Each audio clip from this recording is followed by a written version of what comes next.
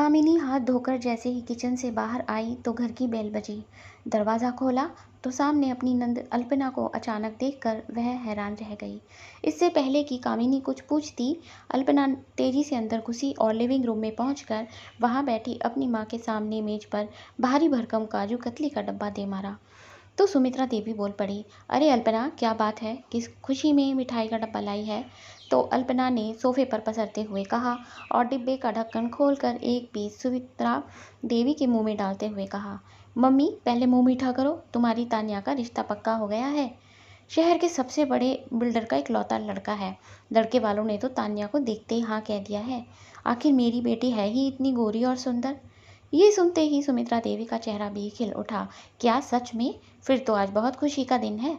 तभी सुमित्रा देवी की नज़र पास ही खड़ी कामिनी पर पड़ी, जो उसके लिए पानी का गिलास लेकर आई थी। सुमित्रा देवी के चेहरे की खुशी पल भर में एक कड़वी मुस्कान में बदल गई। उन्होंने तुरंत कामिनी को ऊपर से नीचे तक घूरते हुए देखकर एक तीर छोड़ा। देख लिया बहू, इसे कहते हैं खानदान की साख और लड़कियों की किस्मत। एक हमारी किस्मत है, जाने ये दिन हमें कब देखना नसीब होगा। मेरी पोती रिया भी तो सयानी हो गई है, पर उसकी शादी के नाम पर तो जैसे घर में ग्रहण ही लगा हुआ है। पता नहीं कब करेगी ये अपनी बेटी की शादी, या बस घर में बैठाकर ही खिलाना है। सास का ताना सुनकर कामिनी का दिल बैठ गया। उसी समय कल्पना ने एक ठंडी हंसी हंसते हुए अपनी माँ की बात में घी डालने का काम किया। वह कामिनी को तिरछी निगाहों से देखकर बोली, अरे मम्मी, रिया और तान्या में फ़र्क भी तो देखो। कहाँ मेरी दूध सी गोरी तान्या और कहाँ सांवली रिया। लोगों को चमकता चेहरा पसंद आता है, सांवलापन नहीं। तान्या को तो जो भी देखता है वो एक झटके में पसंद कर लेता है। कामिनी की आंखों में तुरंत आंसू तैर गए, पर उसने खुद को संभाल कर दबी आवाज़ में कहा, दीदी, रिया पढ़ाई में बहुत तेज है, इस बार उसने कॉलेज में टॉप किया है। लेकिन सुमित्रा देवी ने बात काटते हुए तीखा तंज कसा, अरे पढ़ाई को रख चूल्हे में, डिग्री से कोई सेहरा नहीं सजता कामिनी। लड़के वाले पहले चेहरा देखते हैं, बाद में पढ़ाई। और तू अपने मायके से जैसा रूप लेकर आई है वही तो तेरी बेटी में आया है, तो अब भुगतो। अल्पना ने भी ताली पीटते हुए मजाक उड़ाया। सही कहा मम्मी, भाभी तो अब आप तो उसे थोड़ा बेसन और मलाई लगाना शुरू कर दो, जिससे उसका कुछ रंग निखर जाए, वरना सांवली रंगत के साथ तो कोई भी सीधे मुंह बात भी नहीं करेगा। वैसे तो तान्या की शादी में अच्छे से तैयार होना, कहीं ऐसा ना हो कि सामने वाले समझी समझे कि कोई काम करने वाली घूम रही है। अल्पना की कड़वी हंसी और सुमित्रा देवी के तानों के तीखे तीर कामिनी के कलेजे को छलनी कर रहे थे। वह बिना कुछ बोले अपनी नजरें झुकाए चुपचाप आंसू पीकर खड़ी रही। चाय नाश्ते के बाद अल्पना अपनी जहरीली हंसी और तानों की पोटली समेटकर वापस चली गई और सुमित्रा देवी भी बड़बड़ाते हुए अपने कमरे में आराम करने चली गई। लेकिन लिविंग रूम के उस सूने कोने में कामिनी तड़प कर रह गई। उसकी आंखों से आंसू रुकने का नाम नहीं ले रहे थे। अल्पना के वे शब्द, सांवली सांवली लड़कियों की शादी इतनी जल्दी कहाँ होती है, बाजार में रूप बिकता है, कामिनी के कानों में पिघलते हुए शीशे की तरह उतर रहे थे। उसके अंदर ममता का समंदर अपनी बेटी रिया के अपमान पर उबल रहा था। उसने दीवार का सहारा लिया और धीरे से बुदबुदाई, मेरी बेटी का सांवलापन उसकी ढाल है, उसकी कमजोरी नहीं। तुम देखना अल्पना, ईश्वर सब देख रहा है। एक हफ्ता गुजर गया। घर का माहौल वैसा ही बोझिल था, लेकिन तभी कामिनी के मायके से एक ऐसी खबर आई जिसने पूरी बाजी पलट दी। कामिनी के पिता ने अपनी नातिन रिया के लिए एक बेहद खानदानी और संस्कारी लड़का ढूंढ लिया था। लड़का ना सिर्फ ऊंचे पद पर था, बल्कि यह रिश्ता रिया के रंग रूप को नहीं बल्कि उसकी काबिलियत को देखकर हुआ था। रिश्ता पक्का होते ही कामिनी के चेहरे पर एक सुकून की चमक लौट आई। वह सीधे सुमित्रा देवी के कमरे में आई और जाते ही कहा, एक खुशखबरी है मम्मी जी, मेरे बाबूजी ने रिया के लिए रिश्ता ढूंढ लिया है। लड़का बहुत ऊंचे खानदान का है और उनको रिया पसंद आ गई है। मिश्री जैसी मीठी बात पक्की हो गई है। बिस्तर पर बैठी माला का जाप कर रही सुमित्रा देवी के हाथ से माला छूटते छूटते बची। उनके चेहरे का रंग ऐसे उड़ा जैसे किसी ने चोरी पकड़ ली हो। क्या रिश्ता पक्का भी हो गया इतनी जल्दी? अरे कोई ऐरा गहरा ढूंढ लिया क्या सांवली लड़की के लिए?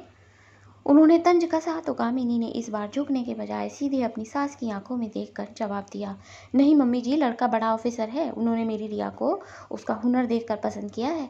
अब तो सुमित्रा देवी से यह बर्दाश्त नहीं हुआ। कामिनी के कमरे से बाहर आते ही उन्होंने तुरंत अपनी बेटी अल्पना को फ़ोन मिलाया। अरे अल्पना, सुन रही है? यहाँ तो पासा ही पलट गया। तेरी भाभी ने अपनी उस सांवली रिया का रिश्ता पक्का भी कर लिया। अब तो फूली नहीं समा रही है। फ़ोन के उस पार अल्पना का खून खौल उठा। उसने गुस्से में सोफे के कुशन पर मुक्का मारा और चीखी, भाभी मुझसे प्रतियोगिता कर रही है क्या? मुझसे मुकाबला करेगी क्या वो? लगता है मेरी बेटी से पहले अपनी बेटी की शादी करके दिखाना चाहती है। लेकिन अब मैं दिखाऊंगी कि किसकी बेटी पहले मंडप में बैठती है। मैं आज ही पंडित जी को बुलाकर तान्या की शादी की तारीख निकलवाती हूँ। अल्पना ने आव देखा न ताव उसी शाम पंडित जी को बुलवाकर सबसे नज़दीकी मुहूर्त निकलवा लिया। वह अपनी जीत का डोल पीटने और अपनी माँ को यह खुशखबरी सुनाने तुरंत मायके भागी चली आई और पैर पटकती हुई घर में दाखिल हुई और चिल्लाई, मम्मी कहाँ हो? मम्मी देखो, मैंने तान्या की शादी की तारीख निकलवा ली है। अगले महीने की पहली तारीख को ही शादी है। अब ज़्यादा समय नहीं है, बस जल्दी जल्दी भात की तैयारी करो। तभी रसोई से कामिनी बाहर आई और उसके हाथ में भी एक लिफाफा था। उसने अल्पना की आंखों में देखकर कहा, दीदी, रिया की शादी की तारीख भी अगले महीने की 7 तारीख निकली है। आपको लगता था मेरी सांवली की बेटी की शादी हो ही नहीं पाएगी, मगर अब तो मेरे पास तैयारी करने का भी बिल्कुल समय नहीं है। लेकिन इतने बड़े घरे में रिश्ता तय हुआ है कि उन लोगों को वो चाहिए ही नहीं।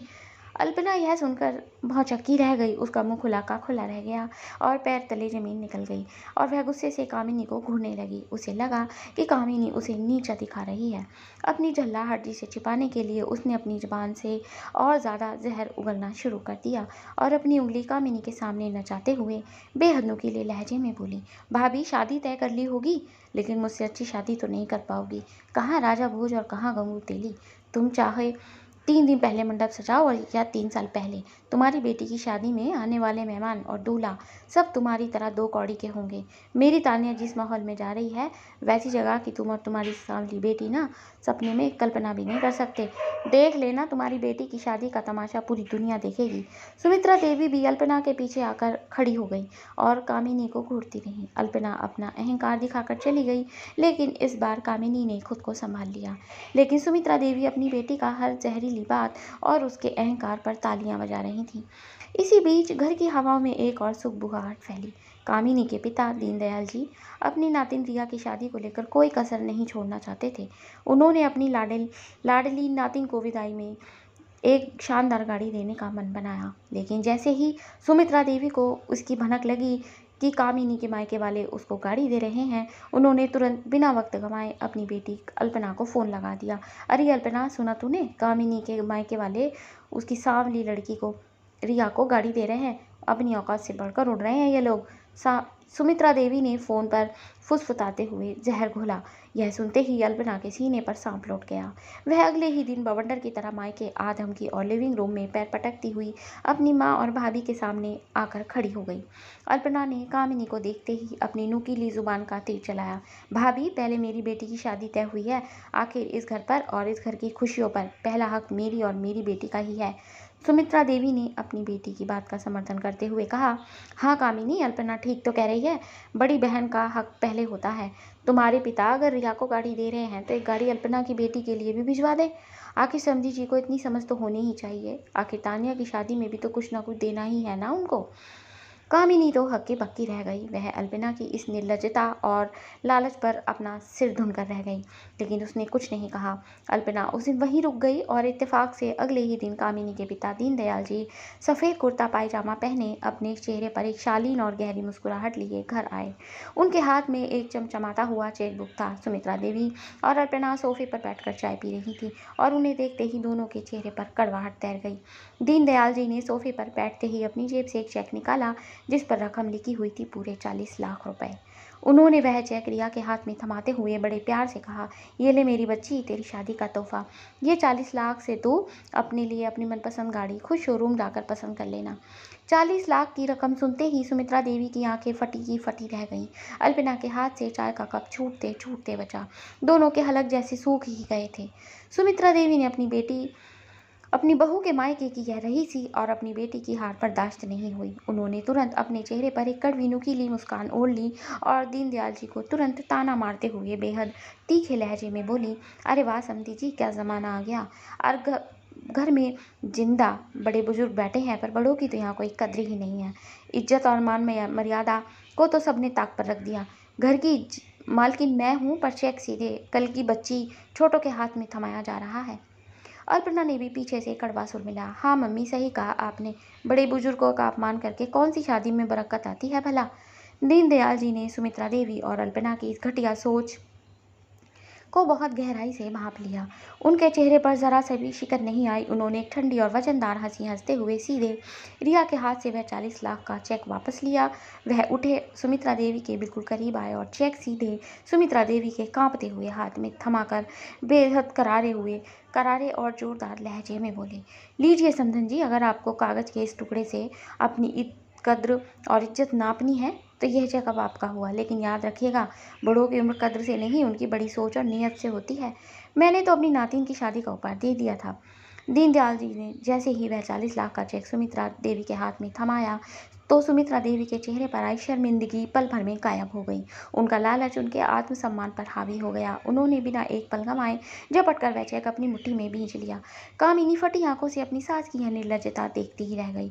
उसे उम्मीद थी कि शायद लोग लाज के डर से उसकी सास मना करेंगी, पर यहाँ तो लाज की सारी सीमाएं टूट चुकी थी। दीनदयाल जी के जाते ही सुमित्रा देवी ने वह चेक हवा में लहराते हुए अपनी बेटी अल्पना की तरफ बढ़ाया। ले अल्पना, संभाले से, हमारी तरफ से तान्या के लिए शानदार गाड़ी खरीद लेना। अब तो कामिनी के सब्र का बांध टूट गया। उसने तड़प कर कहा, मम्मी जी, ये आप क्या कर रही हो? वह पैसा मेरी बाबूजी ने मेरी बेटी रिया के लिए उसकी मनपसंद गाड़ी के लिए दिया था। आप वो चेक दीदी को कैसे दे सकती हैं? सुमित्रा देवी ने चाय की चुस्की ली और अपनी आंखें तरह कर कामिनी पर दहाड़ी। चुप कर कामिनी, जुबान संभाल अपनी। तेरे बाप ने यह चेक अपनी मर्जी से और भरे समाज में मेरी इज्जत की खातिर मेरे हाथ में सौंपा है, और अब इस पैसे का क्या करना है तय करने वाली मैं हूँ। मैं इस पैसे से अपनी नातिन की तान्या की शादी में चमचमाती गाड़ी दूंगी। आखिर बिल्डर का घर है, वहाँ हमारी भी तो नाक का सवाल है। अल्पना ने चेक को चूमते हुए कामिनी को चिढ़ाया। हाँ भाभी, और वैसे भी तुम्हारे पिताजी को तान्या की शादी में कुछ तो देना ही था ना। आखिर वो इस घर के समधी हैं। बस समझ लो कि उन्होंने अपना फर्ज निभा दिया। अब अपने रईस पिताजी से कह दो कि अपनी सांवली नातिन के लिए कोई दूसरी छोटी मोटी गाड़ी खरीद लेंगे। आखिर सांवली लड़की को 40 लाख की गाड़ी में बिठाकर विदा भी कर दोगी तो कौन सी रंगत बदल जाएगी उसकी। कल्पना के यह शब्द कामिनी सहन नहीं कर पाई और चीख पड़ी, दीदी बस कीजिए, इतना लालच और इतनी कड़वाहट कहाँ से लाती हैं आप? मेरी बेटी के हक का पैसा छीन कर आप अपनी बेटी का घर बसाएंगी क्या? सुमित्रा देवी ने सोफे पर हाथ पटकते हुए कहा, अरे इसमें छीनने वाली क्या बात है? चेक मेरे हाथ में आया है, जिसे चाहे दे सकती हूँ। और फिर तेरी नंद नहीं है क्या? तेरे बाप के पास पैसे की तो कोई कमी नहीं है। अगर इतनी अकड़ दिखा रहा था तो फिर दूसरी गाड़ी भी तो दे सकता है। सास का जवाब सुनकर कामिनी का दिल पूरी तरह से टूट चुका था। वह रोती हुई अपने कमरे में गई। शाम को जब उसका पति विवेक दफ्तर से लौटा तो कामिनी ने उसका हाथ पकड़ लिया। वह फूट फूट कर रोने लगी। विवेक, आज इस घर में अन्याय की सारी हदें पार हो गई। मम्मी और दीदी ने बाबूजी का दिया हुआ 40 लाख का चेक छीन लिया। वह रिया की गाड़ी का पैसा था। विवेक, प्लीज़ कुछ कीजिए। मम्मी से कहिए कि वह पैसा हमारी बेटी का है। विवेक ने जैसे ही कामिनी की बात सुनी, उसका चेहरा गंभीर हो गया। वह गुस्से में पैर पटकता हुआ अपनी माँ के कमरे की तरफ बढ़ा तो कामिनी के मन में एक किरण की उम्मीद जागी कि आज उसका पति अपनी बेटी के हक के लिए लड़ेगा। लेकिन सुमित्रा देवी के कमरे के दरवाजे पर पहुंचते ही विवेक के कदम ठिठक गए। सुमित्रा देवी ने उसे देखते ही पल में ही दांव खेल दिया। आ गया विवेक, देख ले अपनी बीवी का तमाशा। आते ही कान भरने शुरू कर दिए होंगे तेरे। अरे मैंने अपनी बेटी और नातिन के लिए कुछ मांग लिया तो इसे मिर्ची लग गई। अरे अपनी बहन को भात नहीं देगा क्या? विवेक की हिम्मत माँ के उन तीखे तेवरों के सामने पल भर में ढह गई और हमेशा की तरह वह अपनी माँ के सामने कमज़ोर पड़ गया। वह उल्टे कदम कामिनी के पास आकर बेहद लाचार और ठंडे लहजे में बोला, कामिनी जाने दो ना, माँ ठीक ही तो कह रही हैं। दीदी की शादी बड़े घर में हो रही है। अगर हम ये पैसा दे भी देंगे तो परिवार में ही तो रहेगा। आखिर तान्या भी तो इस घर की बेटी है। तुम बात का बतंगड़ मत बनाओ। कामिनी देखती ही रह गई। कामिनी का सब्र अब पूरी तरह अंगारा बन चुका था। वह बिना समय गंवाए सीधा सुमित्रा देवी के कमरे में दाखिल हुई। विवेक भी उसके पीछे शांत लेकिन दृढ़ कदमों से आकर खड़ा हो गया। मम्मी जी, बहुत तमाशा हो चुका। अब आप चुपचाप वह 40 लाख का चेक मुझे वापस कर दीजिए। वह मेरी बेटी रिया के हक का पैसा है। कामिनी ने अपनी आवाज़ को बेहद सख्त और सीधा रखते हुए कहा। तो सुमित्रा देवी ने कामिनी की बात सुनकर बेहद कड़वे और घमंडी लहजे में कहा, अरे ओ बहुत ज़्यादा पर मत फैला। वो चेक मैंने अल्पना को दे दिया है तो दे दिया। अब उस पैसे पर इस घर की हर खुशी पर पहला हक तेरी नंद का है। उसकी बेटी तानिया इतने बड़े बिल्डर के घर जा रही है, वहाँ गाड़ी देना हमारी साख का सवाल है। रही बात तेरी सांवली रिया की, तो उसे गाड़ी में बिठाया बैलगाड़ी में, उसकी रंगत तो बदलने से रही। अब रोज़ रोज़ का तमाशा मत करो। अल्पना भी तभी कमरे में आ धमकी और अपनी माँ की पीठ थपथपाते हुए बोली, हाँ भाभी, अपनी औकात देखकर पैर पसारा करो। मेरी तान्या का रूप रंग और उसकी ऊंची डिग्री देखकर ही बिल्डर साहब ने उसका हाथ थामने की हामी भरी है। तुम्हारी बेटी की तरह सिर्फ कॉलेज टॉप करने से कुछ नहीं होता, रुतबा होना चाहिए। मम्मी, आज आपको मेरे साथ तान्या के लिए जेवर की खरीदारी करने चलना है। उसने यह बात कहते हुए इतरा कर कामिनी की तरफ देखा तो कामिनी की आंखों में इस बार गुस्सा साफ नजर आ रहा था। उसने अपनी सास और ननद को देखा और कहा, दीदी याद रखना, झूठ की बुनियाद पर खड़े महल एक दिन ताश के पत्तों की तरह ढह जाते हैं। अभी अल्पना कोई और तीखा ताना मार पाती कि तभी लिविंग रूम में रखे अल्पना के फ़ोन की रिंगटोन पूरे घर में गूंज उठी। स्क्रीन पर तान्या के होने वाले ससुर यानी उस नामी बिल्डर का नाम चमक रहा था। अल्पना के चेहरे पर एक घमंडी मुस्कान आई। लो, समधी जी का फ़ोन आ गया, शायद शादी की तैयारियों की बात करनी होगी। देखो और जलना बंद करो भाभी। अल्पना ने बड़े चाव से फ़ोन उठाया और लाउड स्पीकर ऑन कर दिया, लेकिन फ़ोन के उस पार से जो आवाज़ आई उसे सुनकर सबकी आंखें चौड़ी हो गईं। बिल्डर साहब की आवाज़ में मिठास नहीं बल्कि एक कड़क और बेहद नफरत भरी कड़वाहट थी। उन्होंने सीधे और साफ कहा, अल्पना जी, अब यह शादी नहीं होगी, हम यह रिश्ता यहीं और इसी वक्त तोड़ रहे हैं। उनकी बात सुनकर अल्पना के हाथ पैर जैसे बर्फ हो गए। सुमित्रा देवी झटके से पलंग से उठ खड़ी हुई। ऐसा क्या हो गया समधी जी? ऐसी क्या गलती हो गई हमसे? मेरी बेटी में कोई कमी तो नहीं है? अल्पना हकलाते हुए बोली। तो फ़ोन पर समझी जी तुरंत दहाड़े, अल्पना जी, हमें अपने बेटे के लिए कोई नुमाइश की चीज़ नहीं चाहिए थी जो झूठ के सहारे हमारे घर में कदम रखे। हमें पता चल गया है कि जिस हायर एजुकेशन की बड़ी बड़ी डिग्रियां दिखाकर आपने अपनी बेटी का बकान किया था ना, वो पूरी की पूरी फर्जी हैं। आपने सिर्फ रसूखदार घर में रिश्ता तय करने के लिए पैसों के दम पर वह झूठी डिग्री बनवाई थी। अब आपकी लड़की हमारी लिए मिट्टी के ढेले के बराबर है। यह सुनते ही अल्पना का चेहरा पूरी तरह सफ़ेद पड़ गया। सुमित्रा देवी के पैरों तले से ज़मीन निकल गई। बिल्डर साहब ने अपनी बात जारी रखते हुए आगे कहा, हमारे बिजनेस और परिवार को एक ऐसी बहू की ज़रूरत थी जो पढ़ी लिखी हो, समझदार हो और बुरे वक्त में अपने पति का कंधे से कंधा मिलाकर साथ दे सके। हमें चमकते चेहरे की कठपुतली नहीं बल्कि एक सच्चे और ईमानदार चरित्र वाली बहू चाहिए थी। आपने हमसे इतना बड़ा धोखा किया, शुक्र है वक्त रहते हमें सच पता चल गया, वरना हमारे खानदान की इज्जत मिट्टी में मिल जाती। यह रिश्ता ख़त्म।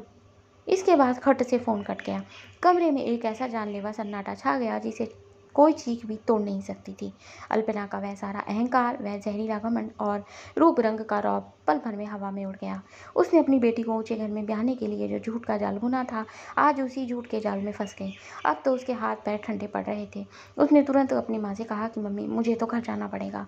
तो कामिनी ने तुरंत कहा, दीदी ऐसे नहीं जा सकती आप, पहले वह चेक वापस कीजिए जो आपका नहीं मेरी बेटी का है।